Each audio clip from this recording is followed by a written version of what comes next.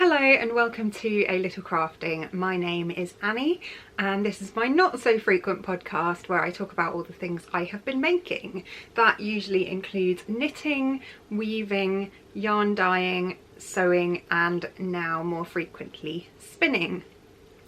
Today is Sunday and it is July, so I can't remember what date it is, but it's getting a bit later in the evening and I wanted to make sure I record a podcast before I go on holiday later this week. I think it must be the 3rd. Yeah, the 3rd of July. There you go. Before I get on with things, if you want to follow me on social media, you can find me on Instagram as a_little_crafting or on Ravelry as Ankiwoo. And otherwise, let's get started with some content. So today I am wearing my spring Sorrel. This is a pattern by Wool&Pine and it has this lovely kind of radiating yoke.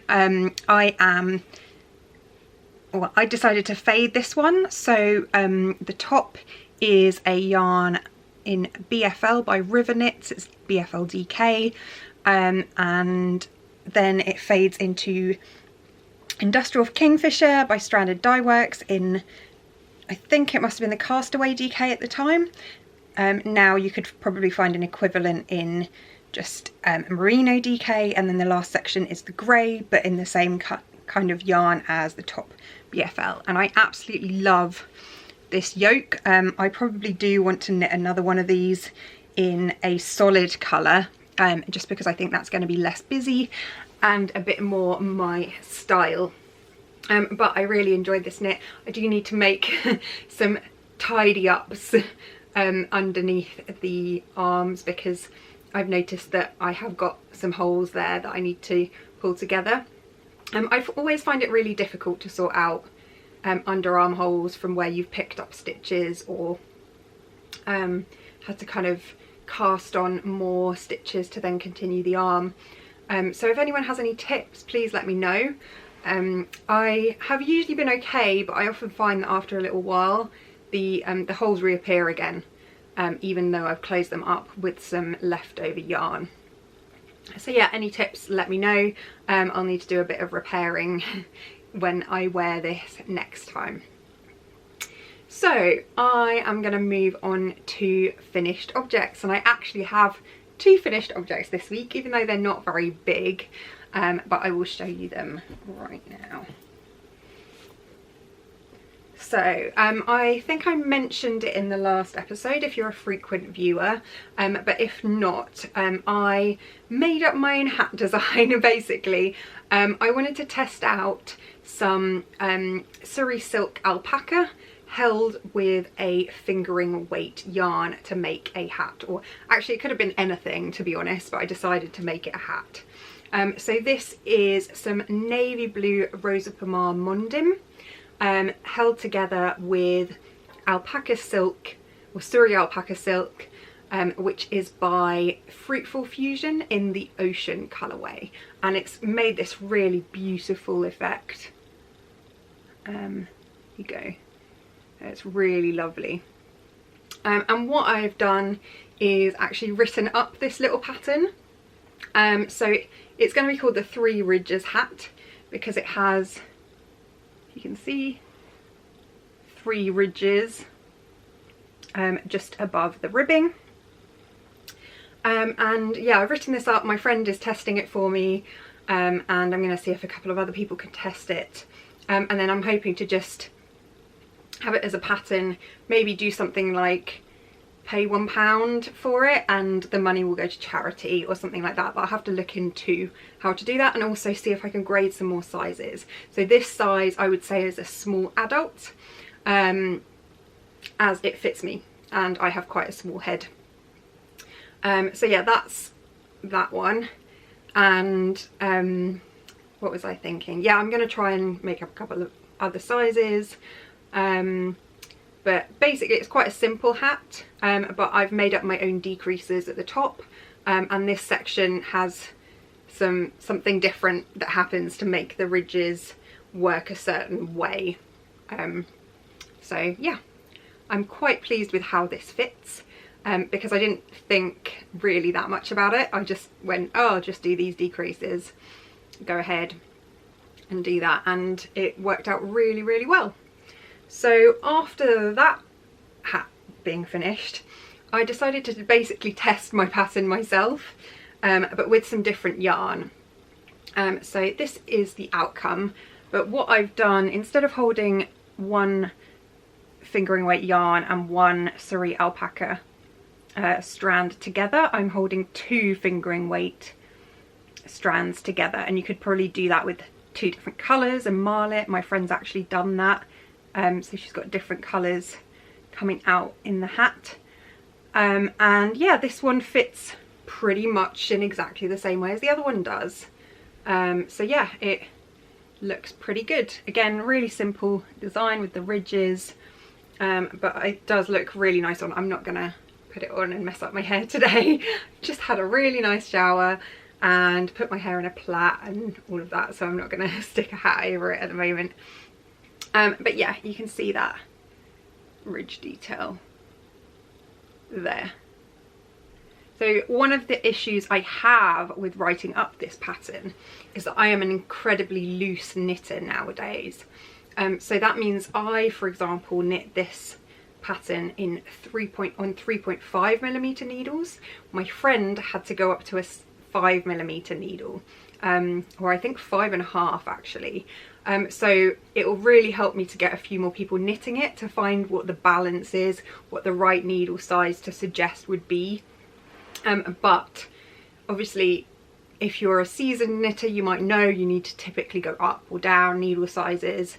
So I might put in 3.5mm if you're a very loose knitter, and then kind of suggest some other options as well, which I don't see done very often actually. But ultimately it all comes down to gauge, and everybody has a different gauge. So I'll obviously pop the gauge in there too. So yeah, those are those 2, very happy with them. And next I'm actually going to cast on a different Suri and fingering weight version, and I'll show you what I'm using for that. Okay, so this is some Suri Alpaca Silk in sort of a light pink with pops of colour, and it is from the Fibre Fox. It's called Pink Lemonade.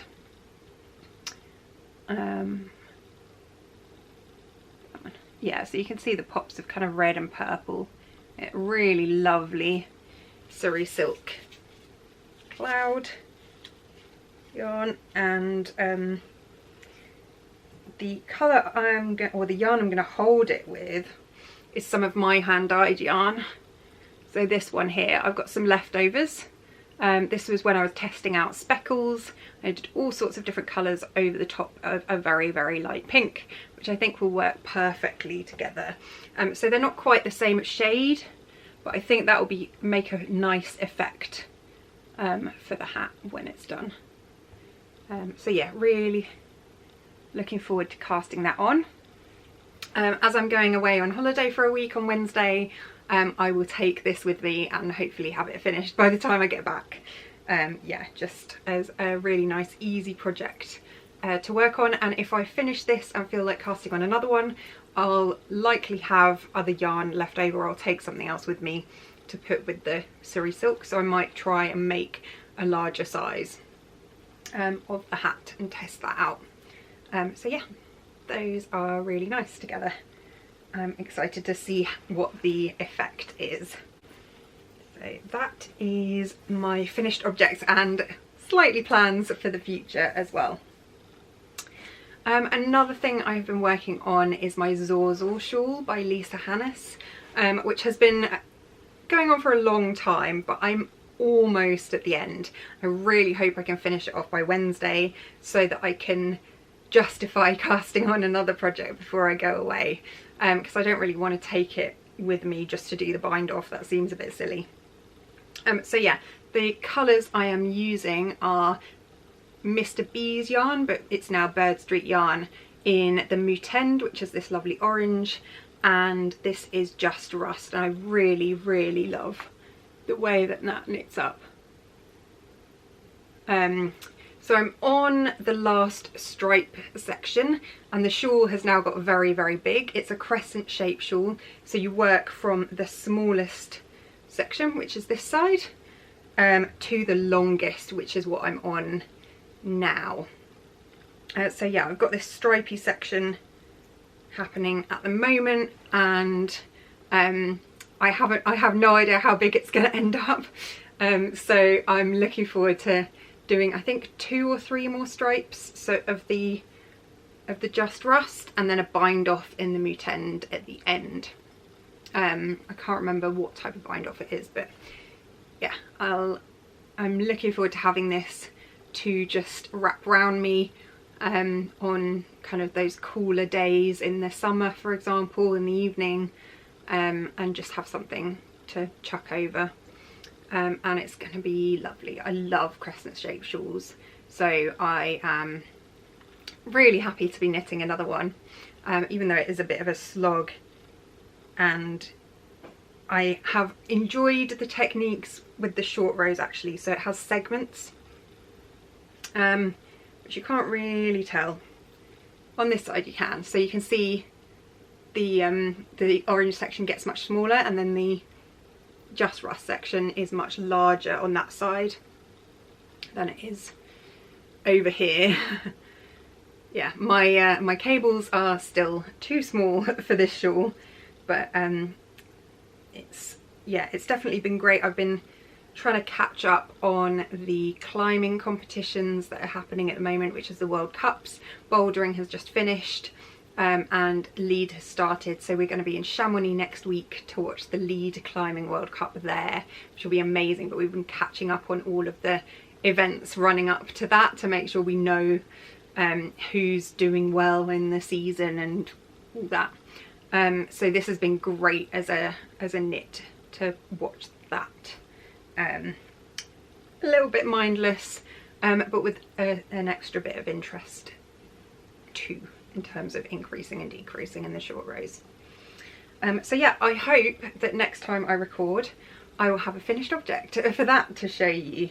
It should definitely happen, because even if I don't finish it by Wednesday, I will have finished it by the time I next record an episode.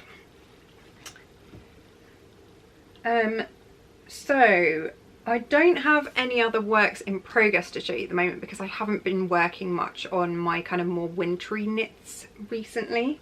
But I wanted to mention the plan that I have once I finished knitting the Sorrel shawl.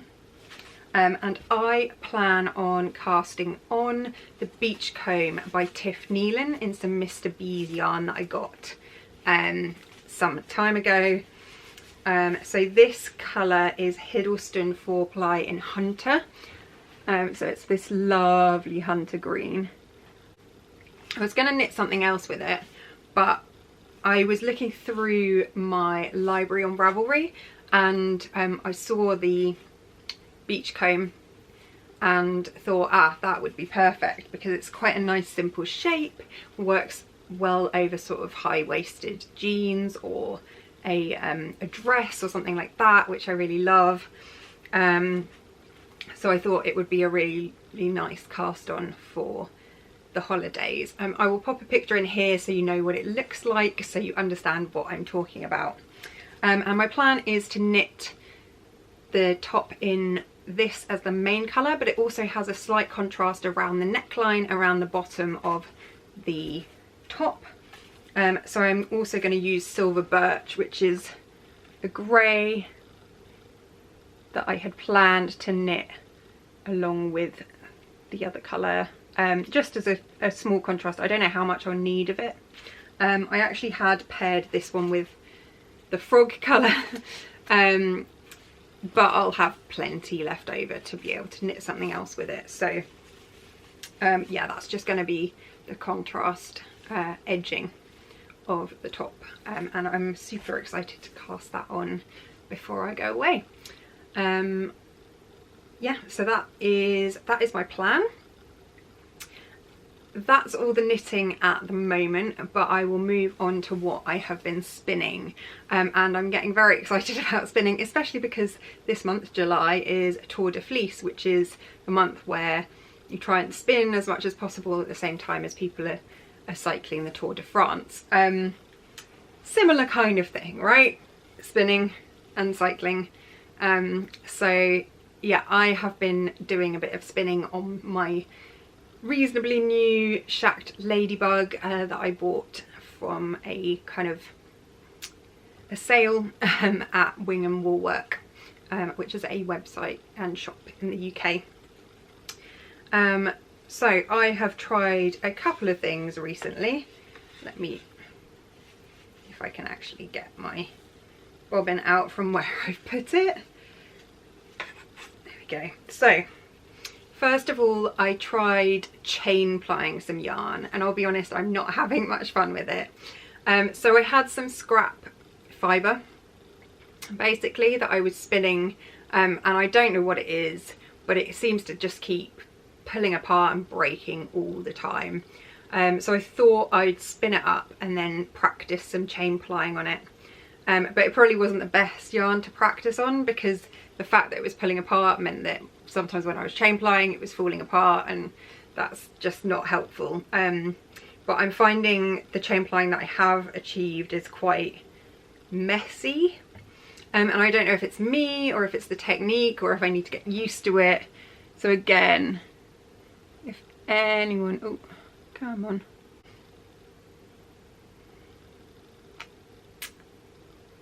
it's not being very helpful at the moment. I might take a picture and just show you afterwards, because it's a little bit hard to show. So yeah, it just looks very messy. I think it looks overspun actually, but I was finding the technique quite hard to get the hang of, and especially with the yarn that was breaking all the time, it wasn't really very helpful. Again, like I said, I have no idea what that yarn was, but it was quite tricky to spin as well, so that probably didn't help. So I tried that out just as a little exercise, but I'll wash that and see how it turns out. I might just knit a sample or something with it, knit a swatch. And then I have also been spinning up some oatmeal Blueface Leicester top, which is this one, which is from World of Wool. And I have more than 100 grams already done, so this is it on the bobbin. I weighed the rest of the fibre on yesterday, I think, to see how far I was through the 200 grams, and I realised I'd got over 100 already because I had 86 grams left. So yeah, that's a bit annoying. Basically, my plan ultimately is to knit a Grow Shawl by Fibre Tales, which is a really lovely shawl that seems to work very well with hand spun, especially in a neutral colour like this. And yeah, I thought this would be great for that as an exercise, because in my mind I want to have projects for these, otherwise it's just spinning for the sake of spinning. And whilst I do enjoy that, it doesn't keep me motivated. So if I've got a project in mind to knit, I think it keeps me going, and I go, oh, I really want to knit that, so I'm going to keep spinning. I really want to try out my hand spun and knit it into something. So yeah, and I think it gives the process more purpose. But that's just me. Some people, you know, absolutely go ahead and spin for the enjoyment of it. That's no problem. I'm just a very process and project driven person, so I feel like I have to have a goal with things. So yeah, doing quite well on that. Obviously it's not plied yet, so I'm going to start another bobbin with the rest of that, and then I'll have a little bit I'm gonna have a little bit left over, and I don't know what I'm gonna do with it. Probably try and chain ply it, right? It should be easier to chain ply. I'm finding this BFL an absolute dream to spin. It's so nice and easy to spin. So for anyone who's a beginner spinner, this BFL and it's just natural colour. I think it will be really lovely when it's plied up. Yeah, it's just a natural colour. But yeah, super easy, and I'm getting it really fine as well. So obviously as it will ply, it will kind of puff out a bit more because it will come unspun a little bit as it winds back together. But yeah, getting on really well with that, and loving how quick and easy my Ladybug spinning wheel is compared to my grandmother's old one to spin on. So yeah, that's that. Given that I'm on a bit of a spinning kick, I also ordered some more fibre because I'm kind of thinking ahead. I need some projects, I need some colour to spin. So I've got some red and some other natural colours, and I'm going to dye some of those natural colours up, but I haven't had a chance to have a proper dye session yet. I kind of need a time when my husband's out of the house because he doesn't like the smell of the acid dyeing. So I need to pick my timing carefully, and I haven't had that opportunity recently. So I'll try and dye some more again soon. Like I said, probably after my holiday, because I'm not going to be able to dye on holiday. But yeah, I thought in the meantime I'd get some more colourful yarns and or colourful fibre. And I remembered that I'd ordered some fibre from John Arbon. That's a mill in Devon, and they sell both yarn and fibre top. I have a mill membership, so I get a 10% discount, I think. I'm not sure, don't quote me on that, but have a look on the website at what you can get. You basically pay a flat fee, and you have a membership card and a membership number, and you then get a percentage off, and you get access to these secret mill membership pages where they only release certain things for mill members, which is great. There's also a mill open day once a year, and they've got 2 this year. So they've got an actual mill open day and a virtual mill weekend. So the mill open day, where people could go and visit the mill, happened a couple of weeks ago, and the weekend I think is next weekend, but I'm going to be away, so I probably won't be thinking about buying yarn on John Arbon. But I remembered that I'd ordered some, and I could not for the life of me find it anywhere. I had hidden it somewhere. I really didn't know where. So I thought I am just going to get some more. So what I'm finding amazing is how affordable fibre is relative to actually spun yarn. So I didn't spend that much, and I got quite a lot. But I will try and show you. So these are all in bags, so I'm going to see if I can undo the knots super quickly to be able to show you what I have available to spin. So the first one is a Harvest Hues top in Juniper. I'm going to try and show you the colours that are coming through on this. So yeah, this should be a really lovely blue-green, but quite dark. And I've ordered 300 grams of this because I'm thinking if I want to have a reasonably large project, like a top like this, I probably need about 300 grams to be able to do that. So I ordered 300 grams so that I had enough, especially again if anything goes wrong, if I don't ply things properly, or I end up with some left over on one bobbin. I want to try and make sure that I've got enough, and I'm hoping this colour will be really beautiful to knit. So that's one. Then there was also a special, again trying to undo the knot here. Actually, you might be able to see through for this one. So this is Watermelon Whiz. I think this might be a mill exclusive, so you can see the colours there. I think it will come out as quite a corally orange with a bit of a pop of the green turquoise colour in it, but it should be really beautiful. And I've ordered 200 grams of this, hoping that I can maybe make it into a nice shawl. I don't know what gauge my spinning is going to be at, so I'll have to see how it turns out and then decide but I figured 200 grams for that was quite a good quantity.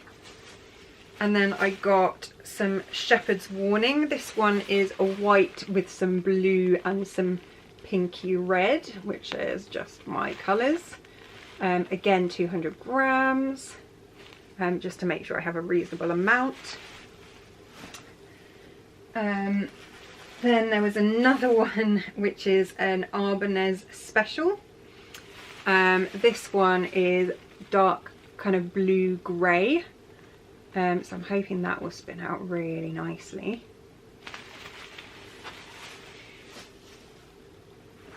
And then finally, I've got Winter Stubborn. This is kind of natural browns and white and blue in there. And that one's an Appledore top. I didn't actually say what the others were. So Viola top in the Shepherd's Warning. Then the specials are something different. And then, yeah, Harvest Hues for the Juniper. And then, surprise, surprise, a couple of days after I placed the order, I remembered where my yarn was. So I realised I already have some Appledore top in Winter Stubborn.